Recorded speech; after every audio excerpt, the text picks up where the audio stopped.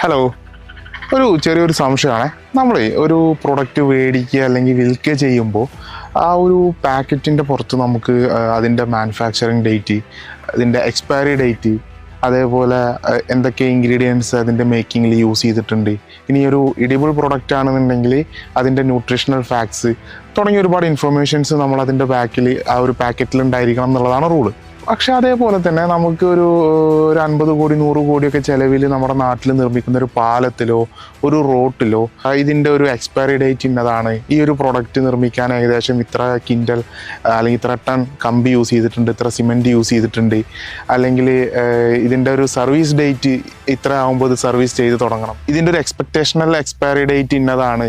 അങ്ങനെ ഒരു ഇൻഫർമേഷൻ നമ്മളിപ്പോൾ ഈ ഫലകങ്ങളൊക്കെ കാണുമല്ലേ, ഇത് ഇന്നാൾ ഉദ്ഘാടനം ചെയ്തു, ഇത്ര ലക്ഷം രൂപത്തിന് ചിലവാക്കി എന്ന് പറയുന്ന ആ ഒരു പോലെ ഇതും കൂടെ അതിൽ ഇൻഫോർമേറ്റീവായിട്ട് കൊടുക്കുകയാണെങ്കിൽ നന്നാവില്ലേ?